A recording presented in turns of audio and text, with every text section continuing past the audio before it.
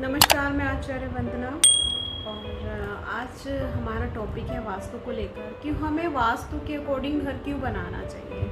कुछ लोग कहते हैं कि हमें नॉलेज है और कुछ लोग मानते भी नहीं है, वास्तु को अपने हिसाब से बना लेते हैं। मोस्टली होता भी ऐसे ही है। अच्छा है, आपके अंदर वो टैलेंट है कि आप अपने अकॉर्डिंग अपनी समझ से वो घर बनाएं, ठीक है। अगर देखिए आपको नॉलेज है तो उसमें थोड़ा सा अगर आप वास्तु की नॉलेज भी रखते हैं तो और भी अच्छा इम्प्रूवमेंट होता है, क्योंकि हमें प्रकृति जो देती है उसको वास्तु के अकॉर्डिंग यानी कि दिशाओं का ज्ञान रख के उसको यूज़ करना, सही तरीके से यूज़ अगर हम करते हैं तो ऑब्वियसली हमें फ़ायदा ही होगा, नुकसान तो कुछ है नहीं, है ना। और वास्तु के हिसाब से अगर हम कुछ चीज़ें नहीं बनाते हैं ना तो आगे थोड़ा करके वो बढ़ जाती है, प्रॉब्लम्स फेस करनी पड़ती है आप लोगों को। तो अच्छा है, आप मकान तब भी बना रहे हैं, तब भी अपना टाइम लगा रहे हैं, पैसा लगा रहे हैं, सब कुछ लगा रहे हैं, तो थोड़ा वास्तु का अगर ध्यान करें तो आपको उसमें फ़ायदा ही होगा, नुकसान तो कुछ नहीं है। फ़ायदे वाली चीज़ें तो ले लेनी चाहिए ना। और प्रकृति आपको फ्री में बहुत कुछ दे रही है, जैसे पानी, वायु, बहुत सारी मटेरियल्स जो प्रकृति आपको देती है ना। उसका अगर सही यूज़ करते हैं, आप इस्तेमाल करते हैं तो आपको फ़ायदा ही होता है ना। चाहे वो बिज़नेस ग्रोथ को लेकर हो या पर्सनली हो, कुछ भी। ये हेल्थ है, ये भी हमें प्रकृति ने ही दी है ना। अगर हम इसका सही से ध्यान रखेंगे अपनी हेल्थ का तो ये भी हमें फ़ायदा ही करेगी। और जहाँ पर फ़ायदे वाली बात हो ना, इंसान को सोच समझ के अपना कर ही लेना चाहिए कि कहाँ से फ़ायदा हो रहा है, ठीक है। अच्छा, वास्तु क्या है? वास्तु वो है जैसे कि हमारी हर एक डायरेक्शंस होती हैं, हमारी दिशाएं होती हैं, उत्तर पश्चिम पूर्व दक्षिण, ठीक है। ये सब जो दिशाएं होती हैं हमारी, इनका सही इस्तेमाल करना, किस तरीके से करना, हर एक दिशा में एक अपनी अलग ऊर्जा होती है। अगर उसको उस तरीके से हम इस्तेमाल करते हैं तो आपको कहीं ना कहीं आकर फ़ायदा ही करती है, ठीक है। फ़ायदा किस तरीके से करती है?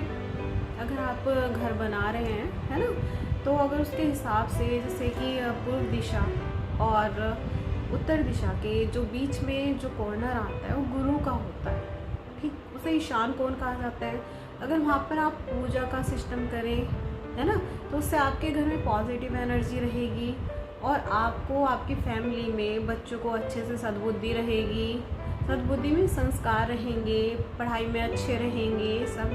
और अगर उसी डायरेक्शन में आप क्या करते हैं, कुछ लोग देखा है मैंने जो मेरे पास आते हैं नक्शे वगैरह, तो उसमें कुछ देखा है मैंने कि वहाँ पे ना टॉयलेट बना लेते हैं। उनका सेटअप वैसे ही बनता होगा, उनकी प्रॉब्लम नहीं है, उनकी जो प्रॉपर्टी है उसके अकॉर्डिंग उनका सेटअप ऐसे बनता है। उससे क्या होता है कि पिता पुत्र में नहीं बनती, है ना। जो पिता है और पुत्र है उनकी अंडरस्टैंडिंग खराब हो जाती है, एक दूसरे के पास रहना ही नहीं चाहते।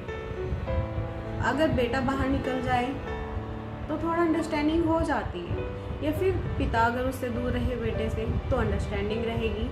और दूर रह के भी कहीं ना कहीं एक दूसरे की बातों पर वो एग्री नहीं करते। फैमिली में जो इश्यूज़ होते हैं या कोई बड़े डिसीजन लेने होते हैं उसमें एग्री नहीं होते। तो जो डायरेक्शंस होती हैं हर एक तरीके की, जैसे कि मंगल की डायरेक्शन जो होती है वो दक्षिण दिशा होती है। उससे क्या होता है, एनर्जेटिक होता है, काफ़ी एनर्जी होती है, पावर होती है उस मंगल में, ब्लड से भी रिलेटेड होता है।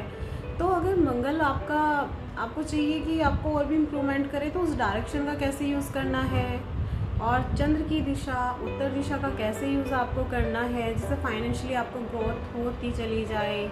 घर में मिरर कहाँ पे लगने हैं, प्लॉट्स में बड़ों के कमरे कहाँ पे होने चाहिए।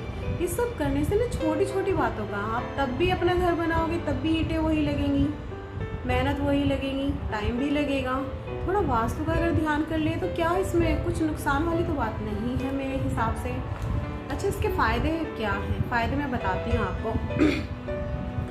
अगर आप वास्तु के हिसाब से घर बनाते हैं तो घर में सुख शांति रहेगी, आपकी फाइनेंशियली ग्रोथ पीढ़ी दर पीढ़ी बढ़ती चली जाएगी। यानी कि बच्चे शिक्षित होंगे, पढ़े लिखेंगे, संस्कारी होंगे, घर में सुख शांति रहेगी, आगे ऑटोमेटिकली संपन्नता बढ़ती चली जाएगी, है ना। अगर आप वास्तु में दोष है जैसे अभी मैंने बोला है, टॉयलेट अगर आपका ईशान कोण में है तो प्रॉब्लम होगी, बच्चे नहीं पढ़ेंगे, जिद करेंगे, पितृदोष भी लगेगा। बच्चे नहीं पढ़ेंगे तो आपकी जो पीढ़ी है वो कहीं ना कहीं फॉल्ट होता चला जाएगा उसमें, है ना। अच्छा, एक अपनी हेल्थ को लेकर अगर बात करें, हमारी हेल्थ अच्छी रहती है अगर हम वास्तु के हिसाब से चलें। हेल्थ भी अच्छी रहेगी, आपका मन भी अच्छा रहेगा, आपकी तंदुरुस्ती अच्छी रहेगी। सबसे बड़ा हेल्थ इज़ वेल्थ, है ना। वेल्थ भी हेल्थ, है ना। तो हेल्थ रहेगी तो वेल्थ रहेगी, और वेल्थ नहीं रहेगी तो कैसे काम चलेगा। जहाँ पर वास्तु अच्छा होता है वहाँ का जो एक माहौल होता है रहने वालों का, जो मेंबर्स होते हैं, वे हंसी खुशी वहाँ पे हमेशा बनी रहेगी, एक दूसरे से हंसी मजाक करते रहेंगे, सब कुछ बहुत अच्छा रहेगा। आपस में एक अंडरस्टैंडिंग बनेगी, सामंजस्य बनेगा, एक दूसरे से अच्छे से बात करेंगे, प्यार से बात करेंगे, मुसीबत में एक दूसरे का साथ देंगे। और इसके अपोजिट, एक दूसरे से अगर एक पे मुसीबत आएगी तो दूसरा वहाँ से भाग जाता है ना, साथ नहीं देता। फिर आपको ये रहता है कि नहीं, मेरा साथ नहीं दे, अब परिवार टूटना शुरू हो जाता है। बच्चों को अगर अच्छी शिक्षा देनी चाहिए तो वास्तु में जो ईशान कोण है, पूर्व दिशा है, इसमें स्टडी रूम अगर बच्चों का रहता है तो बहुत ही अच्छा लाभ होता है उनको। उनकी एक पावर जो होती है सीखने की, एक लर्निंग पावर जो होती है उनको सीखने की, वो बहुत अच्छा वर्क करती है। दिशाओं के अकॉर्डिंग वो दिशा वैसे ही उसमें बच्चों में, बड़ों में, बूढ़ों में, किसी में भी हो, अगर आप डायरेक्शन को सही यूज़ करोगे तो ऑटोमेटिकली वो आपको अच्छे से हील करना शुरू कर देती है। हील करती है, आपको एनर्जेटिक बनाती है, आपकी सोचने की, समझने की क्षमता को बढ़ा देती है।